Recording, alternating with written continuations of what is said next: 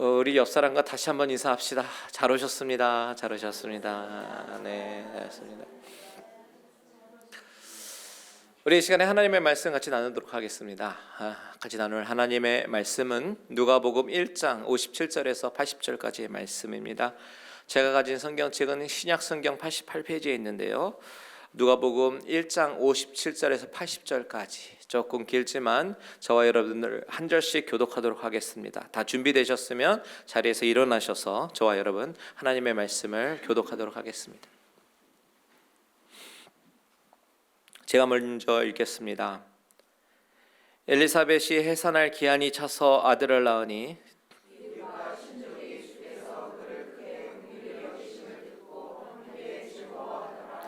팔일이 되매 아이를 할례하러 와서 그 아버지의 이름을 따라 사가랴라 하고자 하더니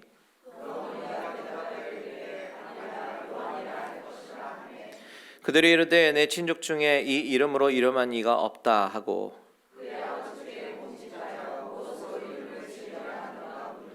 그가 서판을 달라 하여 그 이름을 요한이라 쓰매 다 놀랍게 여기더라.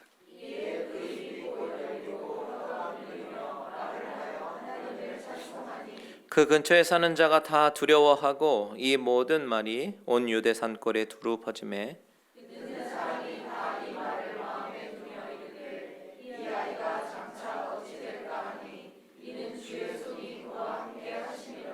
그 붙인 사가랴가 성령의 충만함을 받아 예언하여 이르되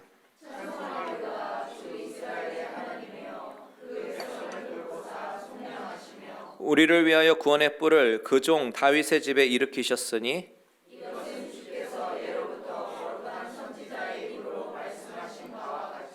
우리 원수에게와 우리를 미워하는 모든 자의 손에서 구원하시는 일이라.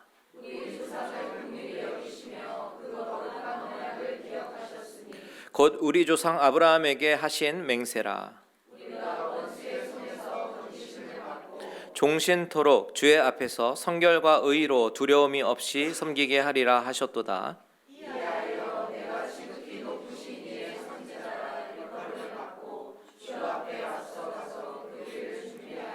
주의 백성에게 그 죄 사함으로 말미암는 구원을 알게 하리니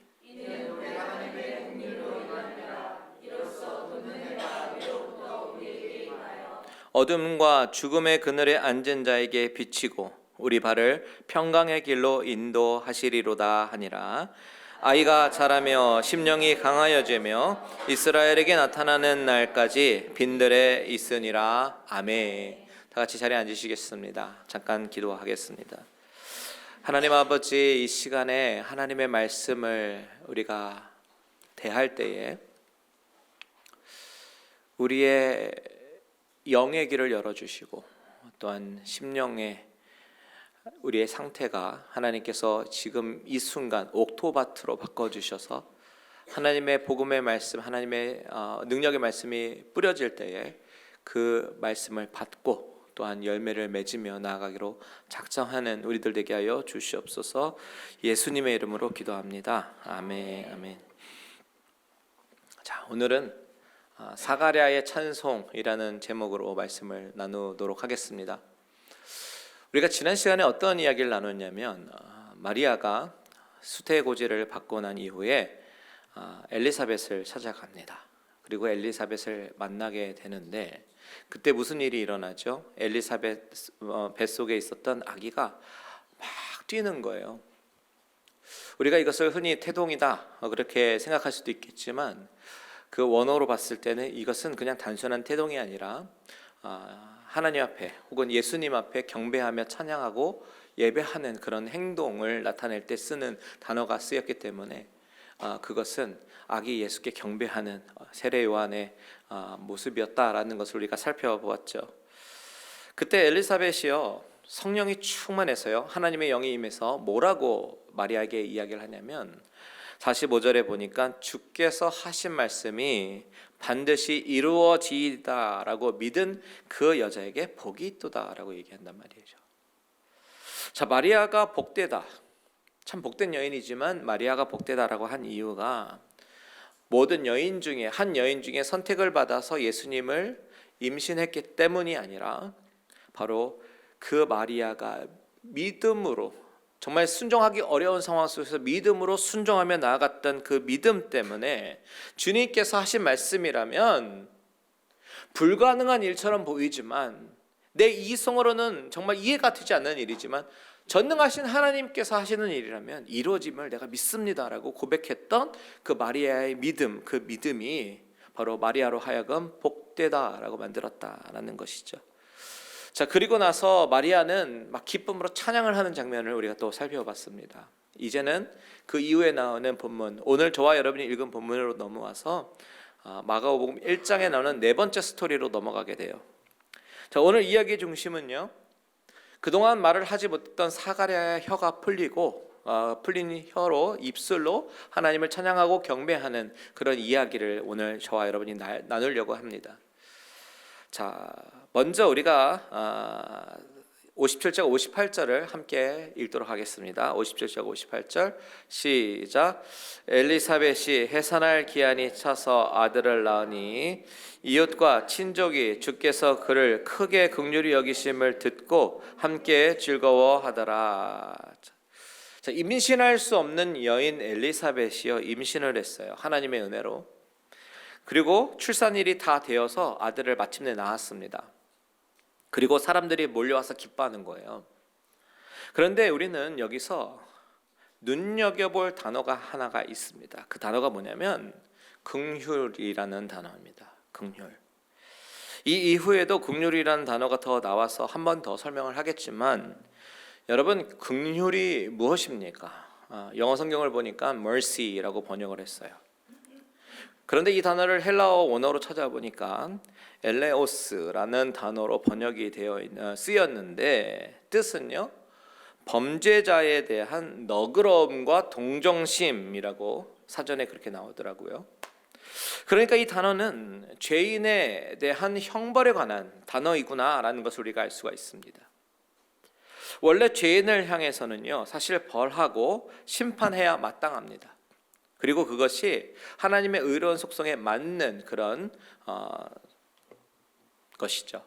그런데 책망하고 벌하시는 하나님의 모습이 아닌, 책망하고 벌해야 될, 마땅히 죄를 받아야 할 그런 죄인을 긍휼히 여기셨다라고 하는 것은 불쌍히 여기셨고 너그럽게 동정하시고 자비를 베푸셨다라는 그런 의미가 바로 오늘 엘레오스라는 단어의 뜻이라는 거예요.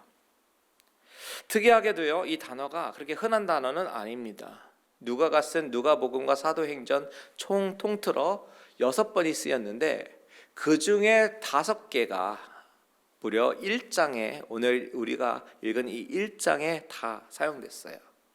먼저 50절에 보면 긍휼하심이 두려워하는 자에게 대대로 이르도다라고 이야기를 하고요.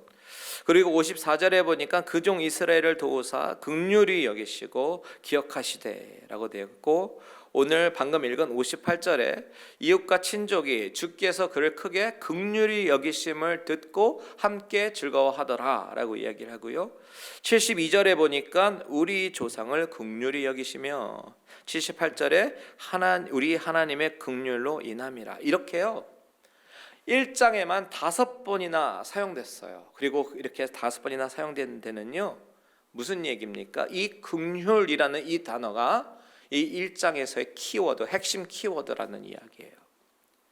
오늘 본문 58절을 보시면요, 세례 요한이 이제 태어났는데 이웃과 친족들이 몰려옵니다. 그리고 기뻐합니다. 왜 이렇게 기뻐합니까? 낳을 수 없는 자가, 도저히 낳을 수 없는 자가 낳은 그 사실에 너무나도 기뻐하는 것이죠. 이것을 긍휼이라고 표현하는 거예요. 용서받을 수 없는 죄인이 하나님의 선하신 속성으로 인해서 긍휼히 여김을 받고 용서를 받는 것과 같은 그 기쁨이, 낳을 수 없는 자가 아이를 낳아서 기쁨이 그 안에 가득한 모습을 긍휼이라고 표현하는 겁니다. 그래서 친족들과 이웃들이 몰려와서 기뻐할 수밖에 없죠. 그리고 나서 무엇을 해야 되냐면, 아이가 태어났으니까 8일 만에 율법에 의해서 할례를 행해야 합니다. 그래서 이제 한 자리에 모였습니다. 그렇다면 우리는 여기서 반드시 짚고 넘어가야 하는 것이 있어요. 우리가 반드시 알고 넘어가야 되는 것이 있어요. 그것이 뭐냐면, 이 할례 의식이 유대인들에게 있어서 얼마나 중요한 것인가, 이것을 알아야 됩니다. 할례라고 하는 것은요, 그들이 나는 언약 백성이야 라고 하는 그 아이덴티티를 확인시켜주는 너무나도 중요한 의식입니다. 만일 아브라함의 후손이 할례를 행하지 않으면 이것은 언약을 깨트리는 행위로 간주가 되어서 하나님의 백성 가운데 끊겨지게 됩니다. 하나님을 거부하는 것이다 라고 생각하는 것입니다. 그래서 유대인들은 반드시 할례를 행해야 됐고, 우리가 사도행전 배울 때 유대인들 중에서 예수를 믿은 사람들, 그 사람들이 나중에 우리가 그리스도의 은혜로, 십자가의 은혜로 구원을 받지만 또한 할례도 받아야지 구원받는다 라고 주장한 사람들이 있었잖아요. 유대파 헬라인들, 그 사람들 때문에 예루살렘 공의회가 열리기도 하지 않았습니까? 그만큼 유대인들에게는 할례가 너무 중요한 거예요. 그래서 온 친척들이 모여서 아기 요한에게 할례를 행하려고 했다는 것이죠. 또 어떤 풍습이 있냐면 할례를 행할 즈음에 아기에게 이름을 지어주는 풍습이 있었습니다. 그래서 59절에 보니까 사람들이 이 아이의 이름을 사가랴로 하자 이렇게 얘기를 하는 것이죠. 보통 이제 부모가 이름을 짓게 되는데 아버지 사가랴가 지금 어떤 상태예요? 말을 할 수가 없는 상태다 보니까 이 친척들이 이 아이의 이름을 사가랴로 하면 어떻겠느냐라고 서제스트하는 겁니다. 오늘 현대식으로 말하면 사가랴 주니어로 부르자라는 것이죠. 이때 엘리사벳이 뭐라고 대답하죠? 60절에 보니까 아닙니다. 나는 이 아이의 이름을 요한이라고 지을 겁니다. 이렇게 대답하죠. 엘리사벳이 이 아이의 이름을 요한이라고 짓겠다라고 이야기하니까 아마도 사람들이 생각하기에는 이 여인이 좀 잘 뭘 모르고 이야기하는 거구나 라고 생각하면서 아니다고 내가 사가랴한테 직접 물어보겠다 그러면서 손짓발짓하면서 물어보는 것이죠. 우리 가문에는 그런 이름이 없는데, 보통 그때는 가문에 있는 그 이름을 따서 이름을 짓거든요. 근데 우리 가문에는 그런 요한이라는 이름이 없는데 왜 요한이라는 이름을 짓느냐라는 거예요. 그래서 사가랴에게 물어보죠. 61절에서 63절 다 같이 한번 읽겠습니다. 시작. 그들이 이르되 내 친족 중에 이 이름으로 이름한 이가 없다 하고 그의 아버지께 몸짓하여 무엇으로 이름을 지으려 하는가 물으니 그가 서판을 달라 하여 그 이름을 요한이라 쓰매 다 놀랍게 여기더라. 자, 엘리사벳이 요한이다라고 짓는다고 하니까 사람들이 잘 모르는구나. 그래서 이제 사가랴에게 물어보는데 몸짓 발짓을 다 해가면서 사가랴가 지금 낳은 아들, 엘리사벳이 낳은 아들의 이름을 어떻게 할까 막 그러면서 몸짓으로 바디 랭귀지로 물어봤다는 이야기입니다. 그래서 사가랴가 그 이야기를 알아들었어요. 그래서 어떻게 의사를 전달하냐면 서판을 달라고 판을 달라고 그래서 이제 뾰족한 것으로 이제 거기다가 이제 쓰기 시작하는 겁니다. 뭐라고 쓰냐면 요한이 그의 이름이다라고 센텐스를 딱 씁니다. 사실 우리 성경책 보면 요한이라 이렇게 했기 때문에 요한 이렇게 쓴 것 같지만요, 헬라어 원어를 보면요 푸 센텐스가 써 있어요. 요한의 이름은 그의 이름이다 이렇게 헬라어로 딱 쓰여 있습니다. 그런데 그때 바로 무슨 일이 일어나냐면 사가랴의 혀가 풀리기 시작하는 거예요. 64절 같이 읽습니다. 시작. 이에 그의 입이 곧 열리고 혀가 풀리며 말을 하여 하나님을 찬송하니. 여러분, 사가랴의 혀가 풀리는 이 시점을 한번 주목해 보세요. 언제입니까? 서판에 요한이 그의 이름이다라고 바로 쓴 그 타이밍에 사가랴의 혀가 풀리고 말을 시작하게 되었다라는 것입니다. 이 말은 요한이 천사의 말을 믿고 천사가 시킨 대로 이를 순종하던 그때에 혀가 풀렸다라는 것을 보여주는 거예요. 여러분, 이 장면을 통해서 성경은 우리에게 아주 상징적인 메시지를 안겨다 줍니다. 사가랴가 하나님의 말씀을 의심하기 시작했을 때 그때부터 말을 못하게 되었습니다. 이것은 하나님의 말씀을 신뢰하지 못하고 완악한 마음으로 섰던 이스라엘 백성들에게 말라기 선지자가 마지막으로 선포를 하면서 그 이후로 400년 동안 하나님께서 침묵을 지키셨던 그 답답한 현실을 사가랴의 침묵을 통해서 보여주는 거다라고 지난 시간에 말씀드렸는데요. 10개월 동안 말을 못했습니다. 얼마나 답답했겠습니까? 그 답답함을 가지고 무엇을 했겠어요? 그 갈급함을 가지고 무엇을 했겠습니까? 당연히 하나님 앞에 나아가서 간절히 간구하지요. 간절히 하나님을 찾죠. 그 연단의 시간 가운데, 깊은 시름의 시간 가운데 사가랴는 온전히 하나님만 바라봤을 거예요. 그러다가 말씀대로 아이가 태어나고 이 모든 사실을 하나님께서 하신 일임을 인정하고 고백하는 순간, 그의 이름은 요한이다라고 고백하는 순간, 그 고백을 통해서 그를 묶고 있었던 모든 사슬이 다 풀려버린 것이죠. 여러분, 하나님의 말씀을 의심하고 신뢰하지 않고 죄와 사망의 권세로부터 꽁꽁 묶여있는 우리의 인생 가운데 눈물과 한숨과 괴로움, 그리고 탄식이 있던 우리의 인생 가운데 무엇을 인정하기만 하면, 하나님이 모든 것을 주관하시는 그 주권자이심을 인정하고 믿음으로 고백하기만 하면 그 순간 우리를 묶고 있는 모든 사슬은 저절로 풀려진다. 믿으십니까? 성경은 오늘 그것을 우리에게 이야기하고 있는 거예요.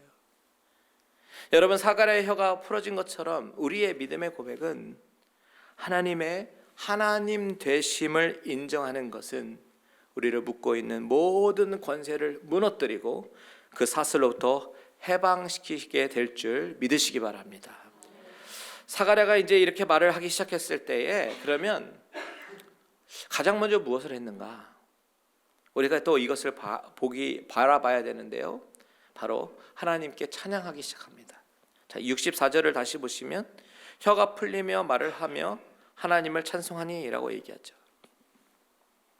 이처럼 우리가 죄의 권세로부터 해방이 되고 하나님의 능력을 인정하기 시작하면요, 우리의 입술은 저절로 하나님을 찬송하게 됩니다.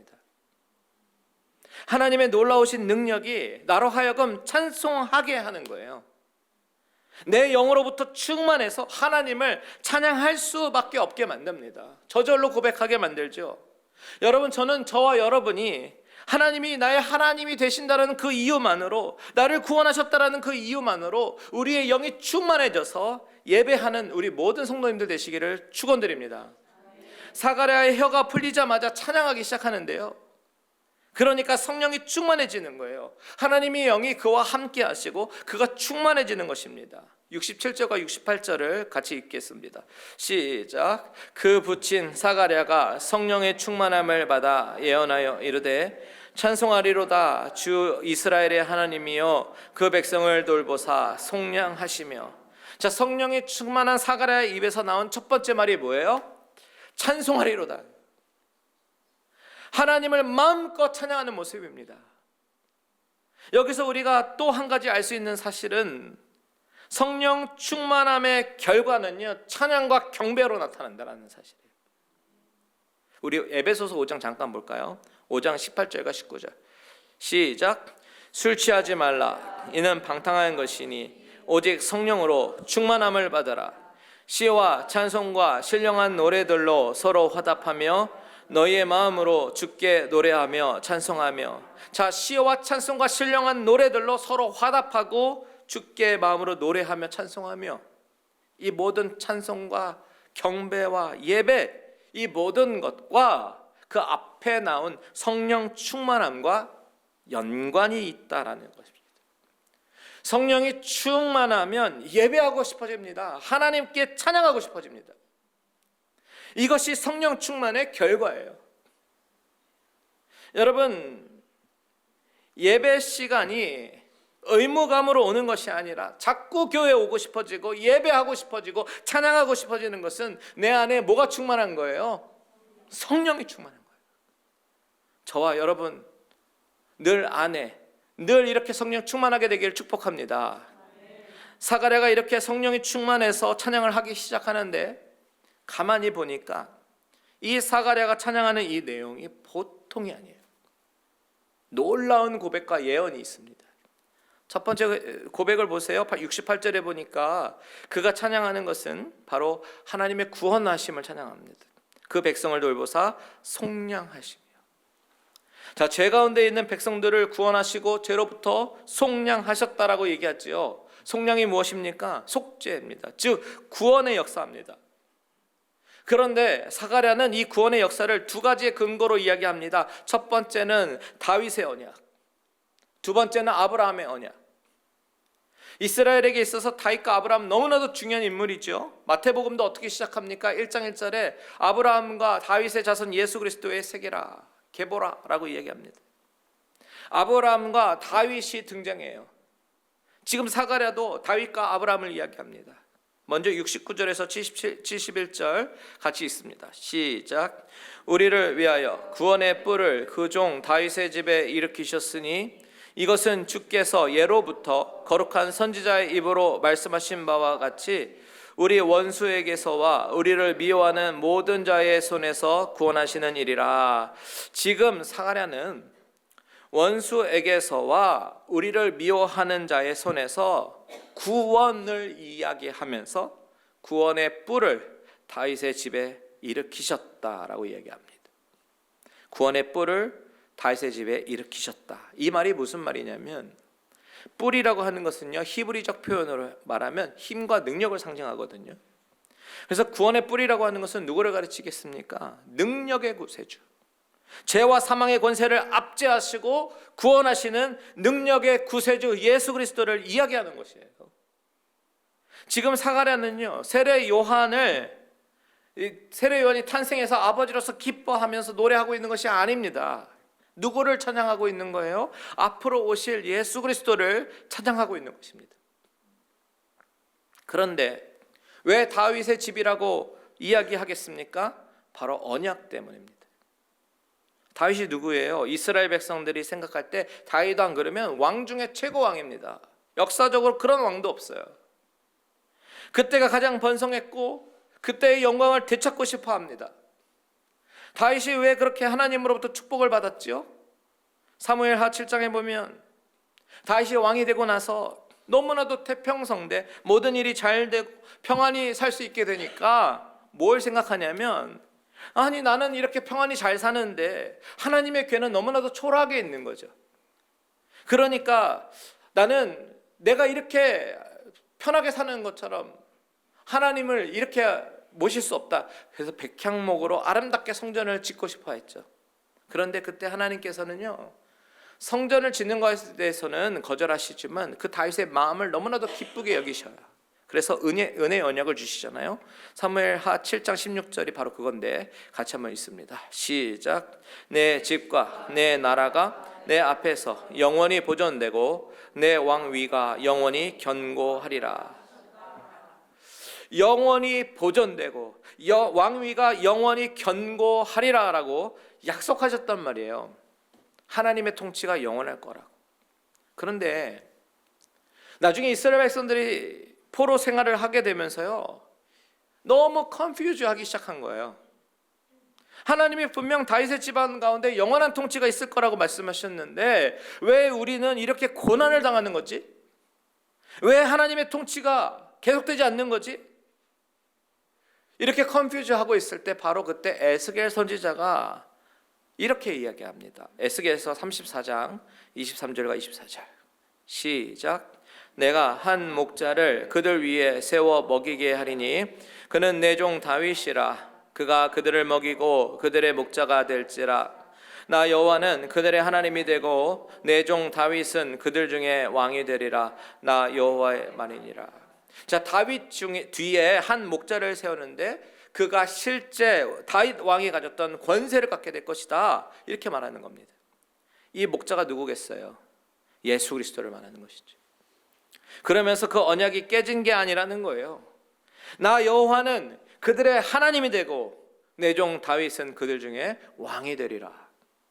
다윗과 맺은 언약이 깨진 게 아니라는 것입니다. 이 다윗 뒤에 오는 진정한 목자, 하나님의 아들 예수 그리스도가 오면 약속하셨던 하나님의 통치가 계속된다라는 그 말씀을 하고 있는 것입니다. 그런데 사실 그 언약이 어디서부터 시작이 되었는가? 아브라함부터 시작이 됐어요. 73절에 그래서 이렇게 이야기하잖아요. 곧 우리 조상 아브라함에게서 하신 맹세라. 다윗과 맺은 언약은 아브라함과 맺은 언약의 근거에서 나온 것이다 라는 것입니다. 창세기 잠깐 볼게요. 17장 6절과 7절 시작. 내가 너로 심히 번성하게 하리니 내가 내게서 민족들이 나게 하며 왕들이 내게로부터 나오리라. 내가 내 언약을 나와 너 및 내 대된 후손 사이에 세워서 영원한 언약을 삼고 너와 내 후손의 하나님이 되리라. 자, 내게로부터 누가 나온대요? 왕들이 나오리라. 그 왕 중의 왕, 최고의 왕, 그 왕이 다윗인 줄로만 알고 있었는데 다윗이 아니라 다윗 뒤에 오시는 참 목자 되시는 예수 그리스도가 최고의 왕이 되심을 사가랴는 성령의 충만함을 받아서 예언적으로 찬양하고 있다라는 사실. 여러분, 우리는 여기서 왜 언약이 중요한가에 대해서 한번 짚고 넘어가야 될 것 같아요. 왜냐하면 왜 언약이 중요하냐면 하나님이 하나님의 백성을 돌보시는 근거가 바로 언약이기 때문입니다. 언약이 뭐라고요? 하나님의 백성을 돌보시는 근거라고요. 72절 다시 한번 볼게요. 시작. 우리 조상을 긍휼히 여기시며 그 거룩한 언약을 기억하셨으니. 조상을 어떻게 여기셨대요? 긍휼히 여기셨대요. 여기 긍휼이란 단어 한 번 더 나오죠. 그리고 78절에도 하나님의 긍휼이 나오는데 아까 긍휼이라는 단어 엘레오스라는 단어는 죄인을 향한 단어라고 말씀드렸어요. 하나님은 죄가 없으신 거룩하신 분이시고 공의로운 분이시기 때문에 죄인을 향해서 벌하시고 심판하시는 것이 거룩하신 하나님의 속성에 더 부합한 것입니다. 그런데 그런 죄인을 향해서 하나님이 긍휼을 베푸셔요. 그 죄인을 안타깝게 여기시고 불쌍히 여기시고 자비와 은혜를 베푸시기를 원하신다라는 사실입니다. 그런데 그 긍휼을 베푸실 때에 그냥 긍휼을 베푸시는 것이 아니라 어떤 근거로 인해서 바로 그 언약이 근거가 되어서 저와 여러분이 하나님의 피조물이니까 아이고 이쁘다, 아이고 사랑스럽다 하면서 무작정 용서해 주시는 것이 아니고요. 근거가 있는데 언약이라는 거예요. 왜냐하면 언약 백성이 있고 언약 밖의 백성들이 있으니까요. 언약 밖에 있는 백성들도 하나님의 피조물이잖아요. 그런데 다 피조물이기 때문에 용서하시는 것이 아니라 언약 안에 있는 백성들에게는 그 언약의 근거에서 죄인인 우리에게 긍휼을 베푸시는 거예요.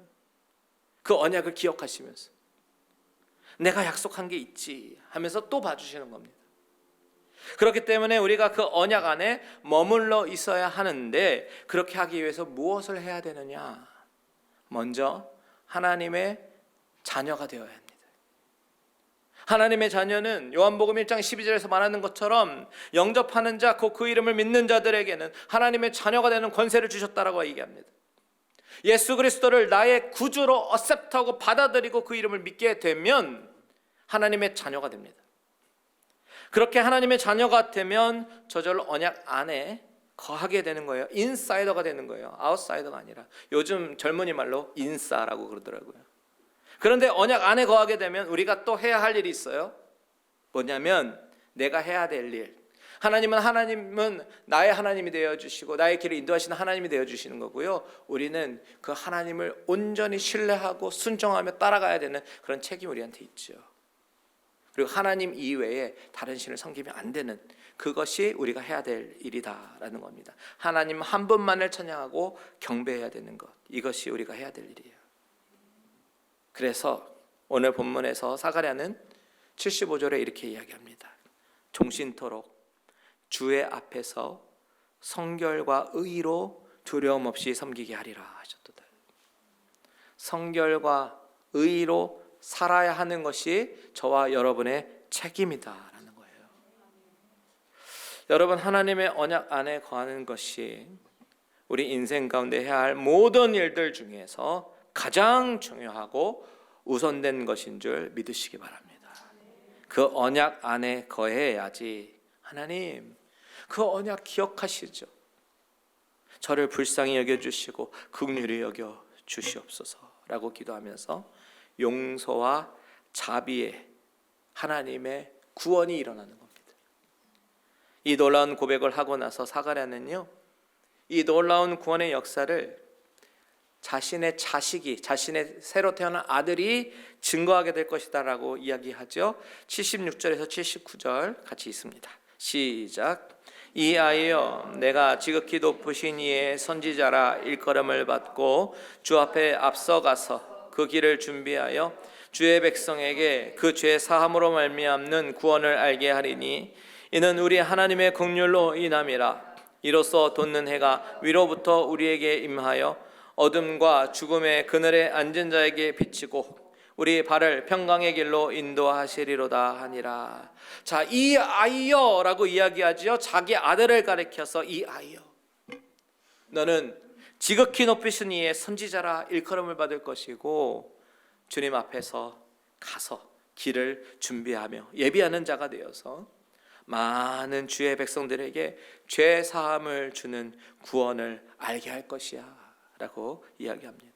그러면서 그것이, 그 모든 것이 무엇으로 인한 거라고요? 하나님의 긍휼로 인함이라 라고 얘기해요. 긍휼로 인함이래요. 그런데 저는 여기서 이 표현이 너무 좋아요, 여러분. 돋는 해가 위로부터 우리에게 임하여 라는 표현. 이 부분은 영어로 보이십니까? ESV 버전 보니까요, The sunrise shall visit us from on high. Sunrise가 어떻게 한다고요? Shall visit us from on high. 위로부터 우리를 방문하신다, 찾아오신다.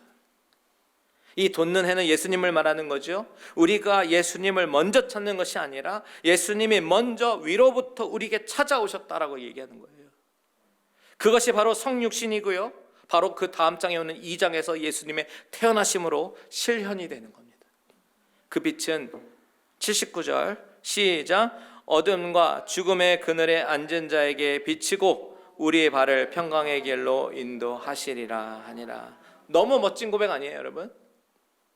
이렇게 어둠과 죽음의 그늘에 앉은 자에게 예수 그리스도가 방문하셔서 빛을 비춰주시고, 아무것도 알지 못하는, 어디로 가야 할지 몰라서 방황하는 그런 인생 가운데 그 발걸음을 평강의 길로 인도하실 거라는 이 소망의 메시지로 이 찬양이 끝나게 되면서 바로 2장에서 평강의 왕이신 아기 예수 그리스도가 탄생하시는 이야기로 이어지는 것이죠.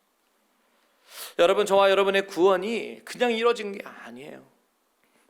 긍휼의 하나님이 언약을 기억하셔서 믿음으로 하나님의 자녀가 된 우리에게 구원을 선포하시는 놀라운 일이 바로 저와 여러분이 선물로 얻은 구원이다라는 사실입니다. 신앙생활은요, 그래서 하나님만 바라보면 되는 거예요. 다른 사람 볼 필요 아무것도 없습니다. 저 사람 어떻고 이 사람 어떻고 마음에 안 들고 시험에 들고 이런 거 아닙니다. 신앙생활은 나에게 구원을 베풀어 주신 그 전능자 하나님, 그분이 베풀어 주신 그 긍휼이 죄로 죽을 수밖에 없는 나의 모습이지만 나를 사랑하셔서 그 언약을 기억하셔서 나를 불쌍히 여기셔서 자비와 은혜를 베풀어 주시는 그 하나님의 선하심 때문에 나는 찬양할 수 있고 그를 경배할 수 있고 하나님을 최고로 높여드릴 수 있는 줄 믿습니다. 그것만으로도 충분하죠. 오늘 이 사실을 붙잡고 하나님께, 하나님, 나도 사가랴와 같은 성령 충만함을 주옵소서, 구원의 하나님을 찬양하는 자가 되게 하옵소서 늘 고백하는 저와 여러분들 되시기를 주님의 이름으로 축원드립니다. 아멘. 다 같이 찬양하고 기도하겠습니다.